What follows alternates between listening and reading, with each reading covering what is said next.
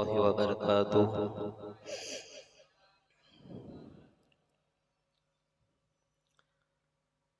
अल्हम्दुलिल्लाहि वकफ़ा वसलामुन अला इबादिहिल्लज़ीना इस्तफ़ा। अम्मा बाद फ़अऊज़ु बिल्लाहि मिनश शैतानिर रजीम। बिस्मिल्लाहिर रहमानिर रहीम। वलौ अन्नहुम इज़ ज़लमू अनफुसहुम जाऊक सदक़ल्लाहुल अज़ीम व सदक़ रसूलुहुन नबियुल अमीनुल करीम। नहनु अला ज़ालिका लमिनश शाहिदीन वश्शाकिरीन वल्हम्दुलिल्लाहि रब्बिल आलमीन।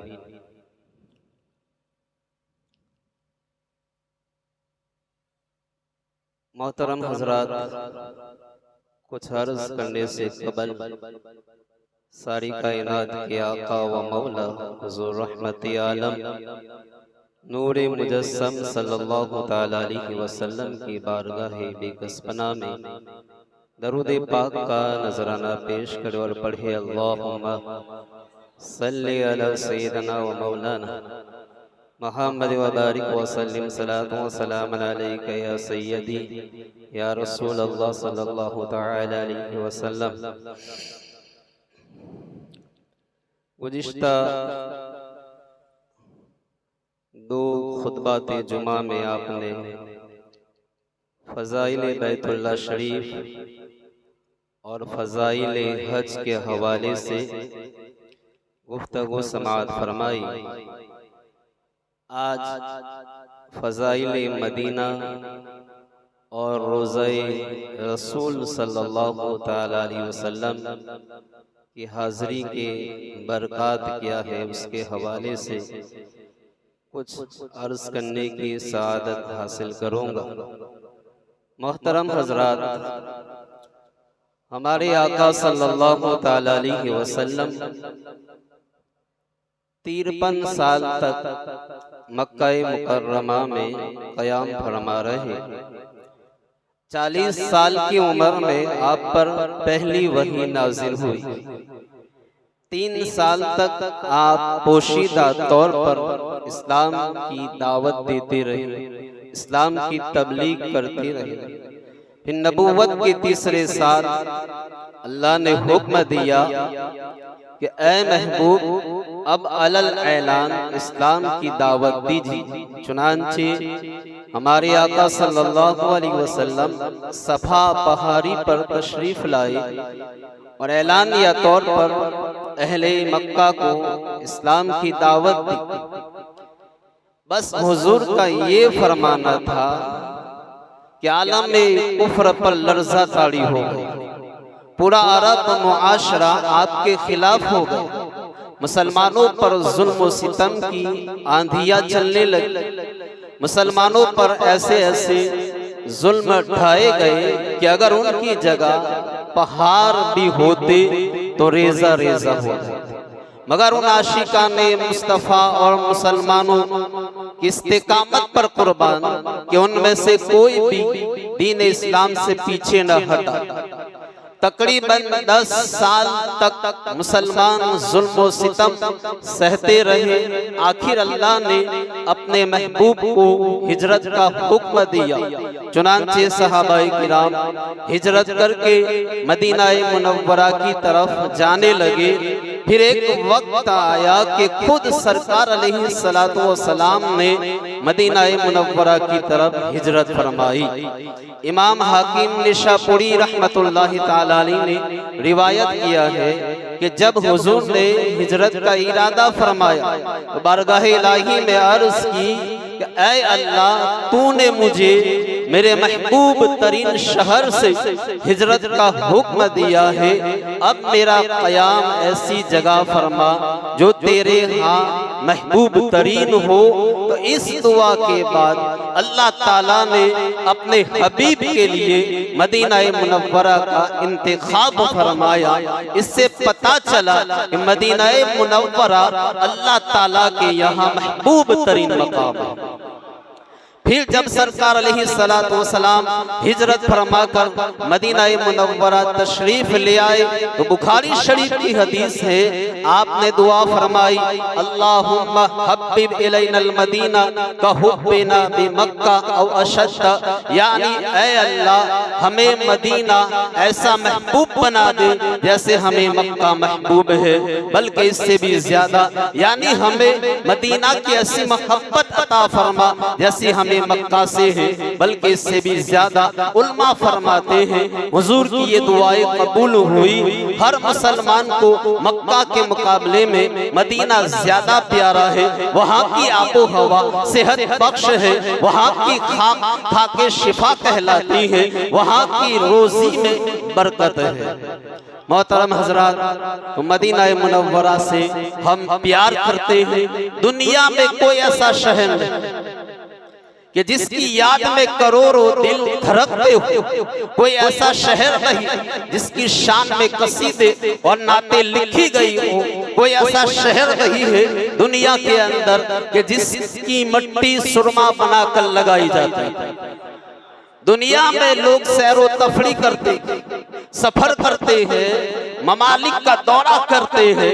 कोई पेरिस का टावर देखने जाता है, कोई लंदन की खूबसूरती देखने जाता है, कोई जापान की तरक्की देखने जाता है, कोई चाइना की तरक्की देखने जाता है, कोई यूरोप के आसार कदीमा देखने जाता है, कोई मिस्र के हराम देखने जाता है। मगर मदीने की बात क्या है कि मदीने जाने वाला वहाँ के फूलों को भी कुर्बान होता है और वहाँ के कांटों पर भी कुर्बान होता है।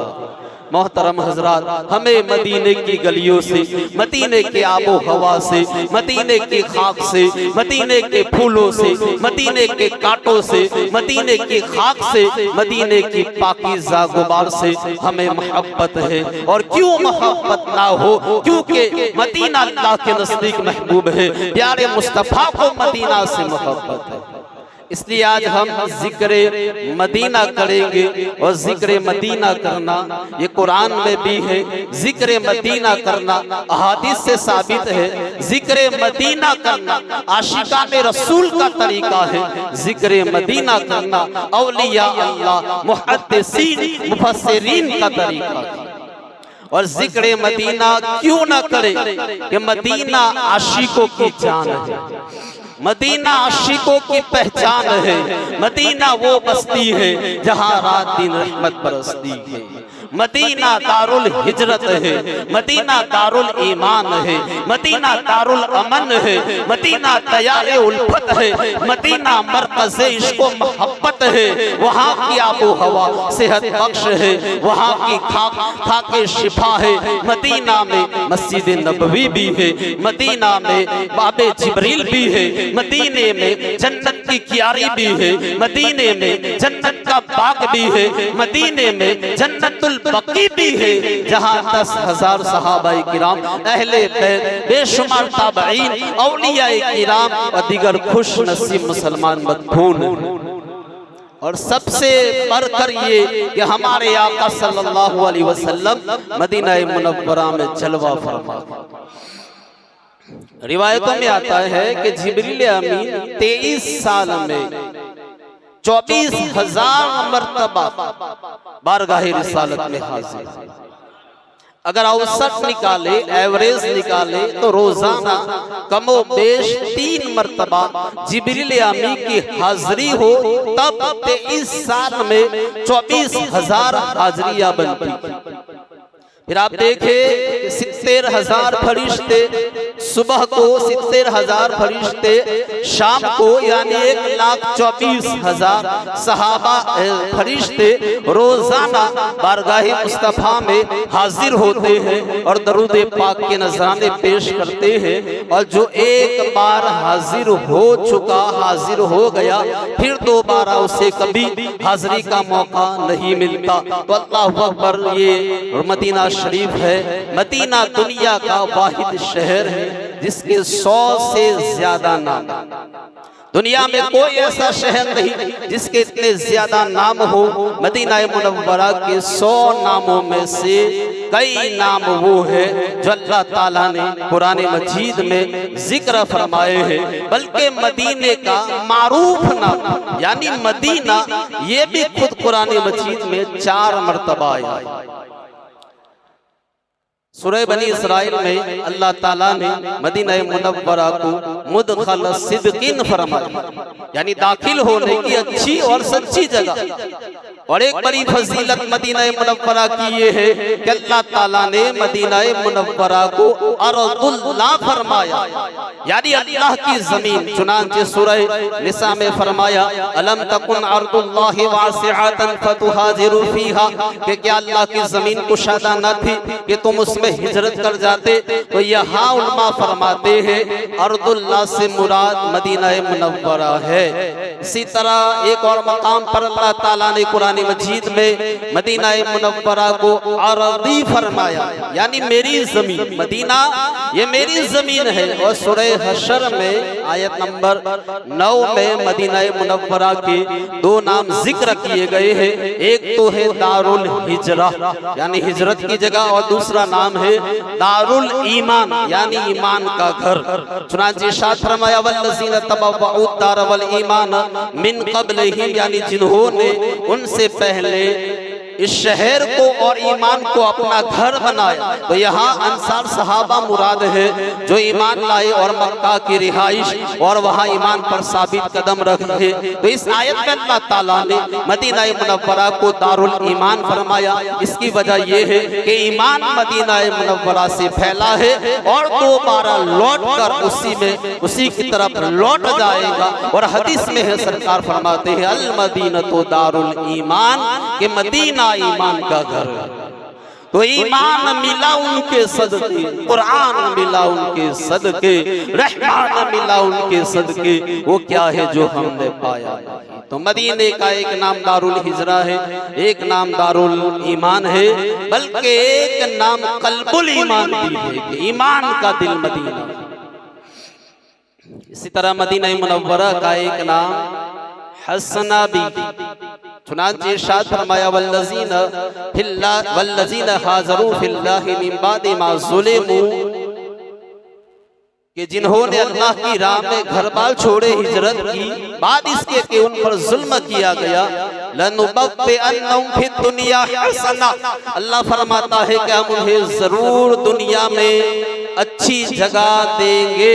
यह आयत करीमा हिजरत करने वाले सहाबाए किराम के हक में नाजिल हुई, जो हिजरत से पहले जिन्होंने मक्का में इस्लाम कबूल किया, जिन पर जुल्म और सितम के पहाड़ तोड़े गए।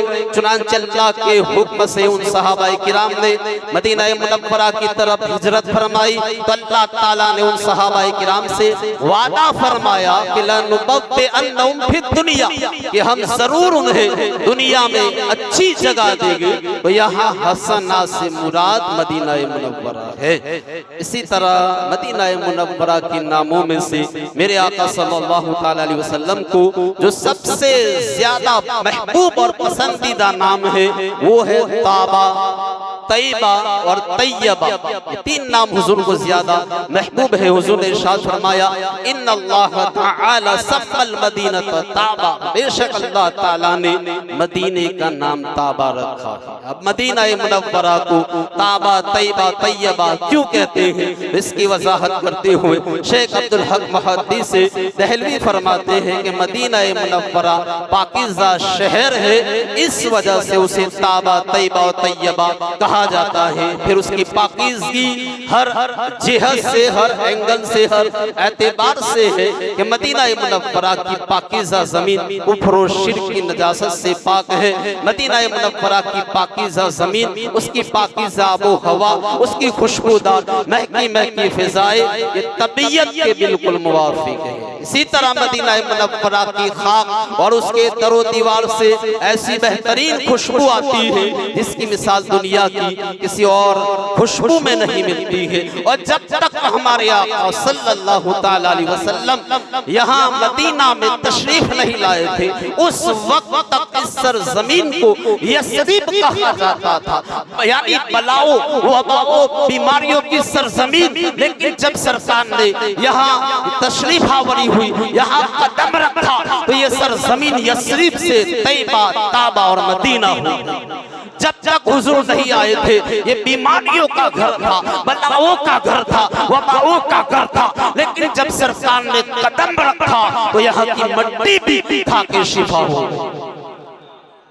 और हदीस पाक में हुजूर ने इरशाद फरमाया, कसम के साथ इरशाद फरमाया, वल्लज़ी नफ्सी बियदिही इन्न फी गुबारिहा शिफाउम मिन कुल्लि दा, कसम है उस जात की जिसके कब्ज़े कुदरत में मेरी जान है, बेशक मदीने की मट्टी में हर बीमारी का इलाज है, हर बीमारी की शिफा है। और उम्मुल मोमिनीन हज़रत आयशा सिद्दीक़ा रज़ियल्लाहु ताला अन्हा फरमाती है कि जब किसी को फोड़ा, फुंसी वगैरह कुछ ऐसी चीज हो जाती, बारगाह रिसालत में हाजिर होता तो सरकार अलैहिस्सलातु वस्सलाम अपनी उंगली मुबारक मरज की जगह पर रखते और उंगली पर लुआब लगाकर, थूक मुबारक लगाकर उस पर मदीने की मिट्टी लगाते, फिर उसका लेप मरज की जगह लगाते और फरमाते जाते कि अल्लाह के हुक्म से हमारा लुआब और मदीने की मिट्टी शिफा।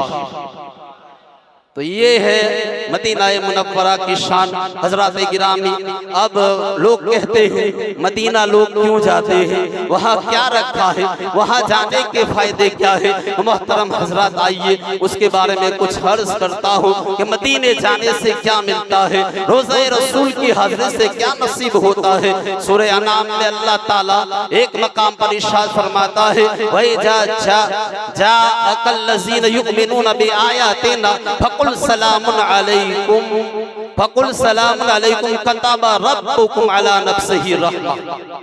जो खुश नसीब बारगाहे रिसालत में हाजिर होते, ज़ियारते मदीना के लिए जाते, रोज़े रसूल पर हाजिरी देते हैं, उन खुश बख्तों को क्या क्या इनाम मिलते हैं, इस आयत में उसका जिक्र किया गया।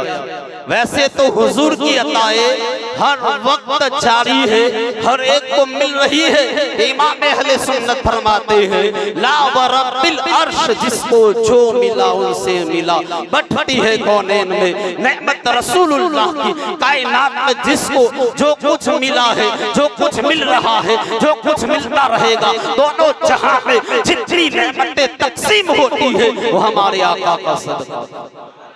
ये तो वो नेमतें हैं जो हर एक को मिल रही है। फिर जो बारगाह रिसालत में हाजिर होता है वो अपने ज़र्फ के मुताबिक इनाम पाता है। कि किसी आशिक ने कहा था कि कोई मंसूर कोई बन के गजाली आए, कोई मंसूर कोई बन के गजाली आए, उनके दरबार से होकर जो सवाली आए।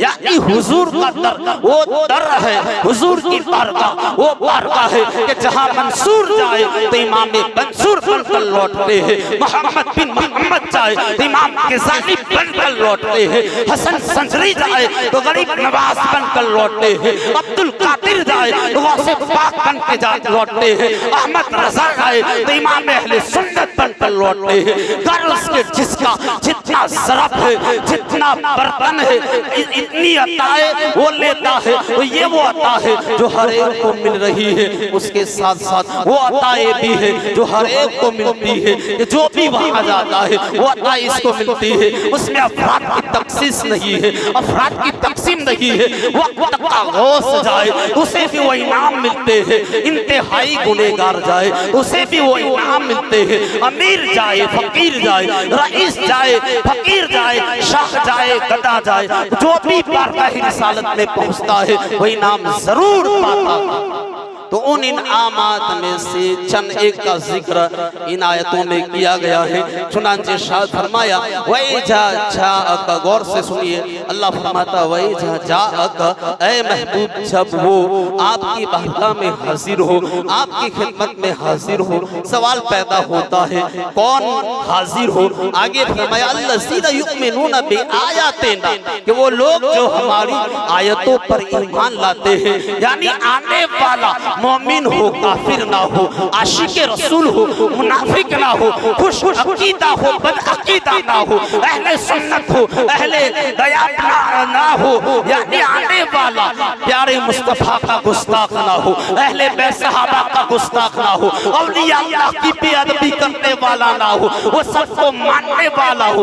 जब वो बारगाह रिसालत में हाजिर होगा तो क्या मिलेगा? अल्लाह फरमाता है फकुल, ऐ महबूब उस आने वाले से फरमा दीजिए यानी ऐ महबूब जो आपका गुलाम सच्चा मुसलमान आपकी खिदमत में आ जाए तो उससे फरमाइए, क्या फरमाइए?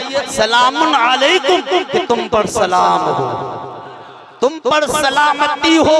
तो बारगाह रिसालत में हाजिर होने से पहला इनाम ये मिलता है कि मुस्तफा उसे सलाम इरशाद फरमाते हैं, उसे मुस्तफा सलामती की दुआ देते हैं। उलमाए किराम ने यहाँ इसके दो माने बयान फरमाए हैं। एक माना ये है कि प्यारे आका अपने गुलामों को सलाम इरशाद फरमाते हैं, और दूसरा माना ये है कि सलाम रब का है, रब ने महबूब से फरमाया महबूब आपके जो गुलाम जब भी आपकी खिदमत में हाजिर हो तो आप उन्हें हमारा सलाम पहुंचा, आप उन्हें हमारा सलाम पहुंचाते तो कैसा इनाम है, कितना बड़ा इनाम है कि जो बंदा बारगाह रिसालत में पहुंचता है उसे रब्बे रहमान का सलाम नसीब हो जाता है। मज़ीद अल्लाह फरमाता है कतबा रब्बुकुम अला नफ्सिही रहमा, कि तुम्हारे रब ने अपने ज़िम्मे करम पर रहमत को लाजिम कर लिया है। ये दूसरा इनाम है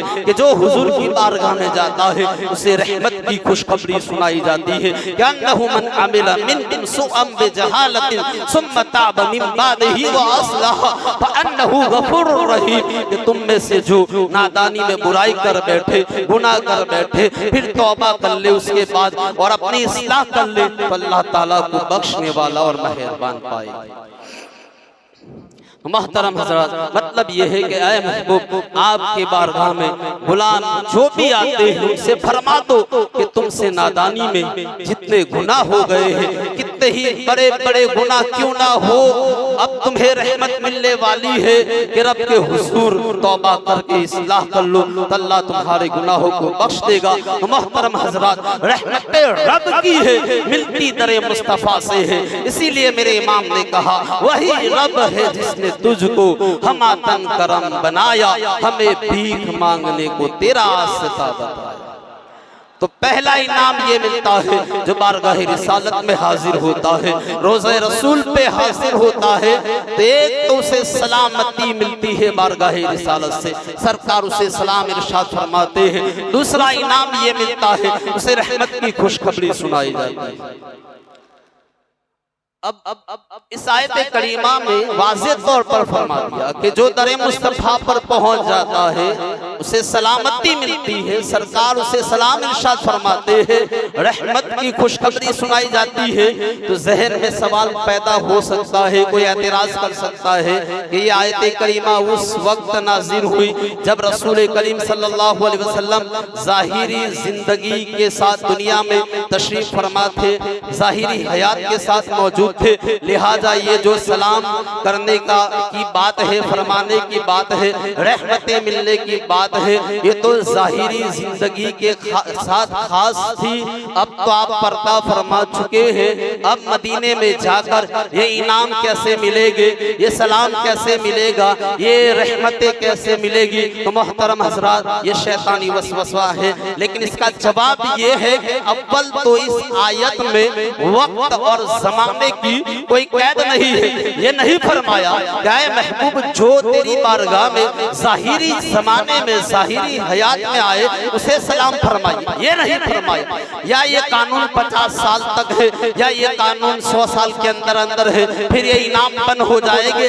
आयत करीमा में ऐसी कोई कैद नहीं है, मुतलकन फरमाया वह जा जाकर ए महबूब तेरी बारगाह में आ जाए, चाहे तेरे ज़ाहिरी विसाल फरमाने के पहले आए, ज़ाहिरी हयात में आए, या क़यामत तक जो भी तेरी बारगाह में आता रहे उसे सलाम इरशाद फरमाइए। मोहतरम हजरात यहाँ कोई ऐसी कैद नहीं है। दूसरी बात ये है कि हुजूर ने इरशाद फरमाया मंज़ार कब्री बाद मौती का कान कमन ज़ारनी भी हयात, कि जिसने मेरे ज़ाहिरी साल के बाद मेरी कब्र की ज़ियारत की वो ऐसे है गोया उसने मेरी जिंदगी में मेरी ज़ियारत की। जिसने आज भी ज़ियारत की वो ऐसे ही है जैसे उसने मेरी हयात में ज़ियारत की। तो पता चला कि जो दरबारे बारगाह रिसालत में हाजिर होता है वो ऐसा ही है जैसे वो ज़ाहिरी हयात में आपके खिदमत आलिया में हाजिर हो गया। तो रब फरमाता है महबूब जो गुलाम जो सच्चा मुसलमान आपकी खिदमत में आ जाए तो उसे सलाम भी इरशाद फरमाइए और रहमत की खुशखबरी भी उसे सुना दीजिए। तो पता चला कि जो भी मुसलमान बारगाह रिसालत में हाजिर होता है वो इन इनामात का हकदार हो जाता है। मोहतरम हज़रात आप देखिए इमाम हाकिम ने रिवायत नकल किया है, आप तवज्जो के साथ समाअत फरमाए। बड़ी ईमान को ताज़गी बख्शने वाली गुफ्तगू है, बड़ी ईमान अफरोज गुफ्तगू है। तो आप समाअत फरमाइए कि मेरे आका आज भी सलाम का जवाब देते हैं और आज भी आपकी अताए जारी है और आप भी सरकार नवाजते हैं, लेकिन मांगने का सलीका आना चाहिए। इमाम हाकिम ने रिवायत नकल किया है कि एक दिन मरवान रोज़े रसूल पर हाजिर हुआ तो उसने देखा कि वहाँ एक शख्स कपड़े अनवर पर मुंह रखे हुए है। मरवान ने उसकी गर्दन पर हाथ रख कर कहा कि जानते हो तुम क्या कर रहे हो? तो उसने कहा हाँ मैं जानता हूँ। ये कहकर जब उसने मरवान की तरफ मुंह फेरा वो मशहूर सहाबी रसूल मेज़बान मुस्तफा हजरत अबू अय्यूब अंसारी रज़ियल्लाहु ताला अन्हु थे। आपने फरमाया कि मैं रसूलुल्लाह की खिदमत में हाजिर हुआ हूँ, किसी पत्थर के पास नहीं आया।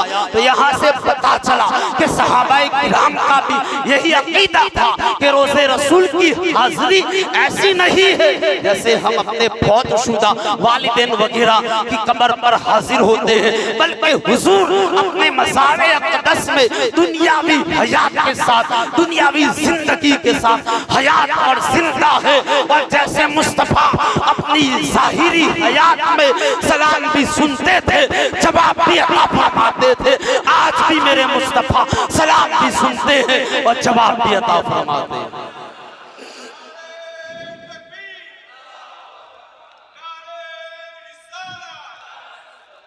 तो आज भी मुस्तफा सलाम सुनते भी है जवाब भी अता फरमाते हैं। और इसकी बेशुमार इसके मुताल्लिक हजारों वाक़ियात मौजूद है। एक दो वाक़े में पेश करता हूँ। चुनांचे इमामुल आरिफीन सैयद अहमद कबीर रिफाई रहमतुल्लाहि ताला अलैह पर इश्क़ रसूल और याद मदीना का गलबा रहा था। आप रूहानी तौर पर हुजूर की बारगाह में हाजिरी दिया करते थे, मगर उसके बावजूद जिस्मानी तौर पर दयारे महबूब से बुलावे के मुंतजिर रहा करते थे। बिलाखिर इंतजार की घड़ियां खत्म हुई, बारगाह रिसालत से बुलावा आया और जानिबे मदीना रवाना हुए। रोज़े रसूल पर पहुंचकर अकीदत से भरपूर मोहब्बत भरे अशआर पेश किए, जिसका तर्जुमा यूं है कि दूरी की हालत में मैं अपनी रूह को खिदमत अक़दस में भेजा करता था। वो मेरी नाइब बनकर आस्तानाए मुबारका को चूमा करती थी। अब जिस्म के साथ बदन के साथ हाजिर होकर मिलने की बारी आई है। तो या रसूल अल्लाह दस्ते अक़दस अता कीजिए ताकि मेरे होठ दस्तबोशी का शरफ हासिल कर सके। फिर करम वाला एक करम हुआ, बारगाह रिसालत में अशआर कबूल हुए। फिर सरकार ने अपना दस्ते अक़दस बाहर निकाला और अपने सच्चे आशिक की इस दीरीना तमन्ना और ख्वाहिश को पूरा फरमा दिया। तो आज भी बारगाह रिसालत की अताए जारी है, सलाम भी का जवाब भी मिलता है, सलाम भी सूटते हैं और जवाब भी अता फरमाते हैं मोहतरम हजरात। लेकिन मांगने का सलीका होना चाहिए। हजरत इमाम तबरानी रहमतुल्लाहि ताला अलैह अपने दो साथियों के साथ मदीना मुनव्वरा हाजिर हुए। 2 दिन के भूखे थे। बारगाह रिसालत में अर्ज किया तो सरकार अलैहिस्सलातु वस्सलाम ने किसी के खौफ में तशरीफ लाकर उन्हें खाना पहुंचाने का हुक्म अता फरमाया। इब्ने जला कहते हैं मैं बारगाह रिसालत में हाजिर हुआ, कई दिन का भूखा था। बारगाह रिसालत में अर्ज की या रसूल अल्लाह अलजू अलजू, यानी मैं भूखा हूँ। तो फरमाते हैं जब कि मैंने देखा कि मेरे हाथ में रोटी है, आधी रोटी मैंने खाई और जब आँख खुली तो बाकी आधी रोटी मेरे हाथ में मौजूद थी। अल्लाह अकबर। इसी तरह मुफ्ती अहमद यार खान नईमी रहमतुल्लाहि ताला अलैह मदीने शरीफ पहुंचे। वहां आपको एक कलम अच्छा लगा, पेन पसंद आया, खरीदना चाहते थे लेकिन इतनी रकम मौजूद नहीं थी। बारगाह रिसालत में अर्ज किया, अर्जी पेश करके अपनी रिहाइश पर आए। कुछ देर के बाद उनके एक दोस्त आए, उनके हाथ में वही कलम था। उन्होंने वो कलम हकीमुल उम्मा मुफ्ती अहमद यार खान को दिया और कहा ये मैं आपके लिए तोहफा लाया हूँ। मुफ्ती साहब फरमाते हैं मैंने हुजूर की अता समझकर कलम रख लिया और नीयत की इस कलम से कुरान पाक की तफसीर लिखूंगा।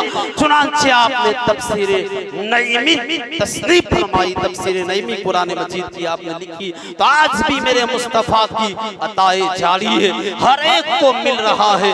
लोग कहते हैं मदीना जाने से क्या मिलता है? अरे मदीना जाने से सबसे बड़ा इनाम ये है कि मुस्तफा का सलाम मिलता है, रहमत नसीब होती है, बख्शिश का मुस्दा सुनाया जाता है। चुनांचे सरकार ने फरमाया मन ज़ारा कब्री वजबत लहू शफाअती, जिसने मेरी कब्र की ज़ियारत की उसके लिए मेरी शफाअत वाजिब हो गई।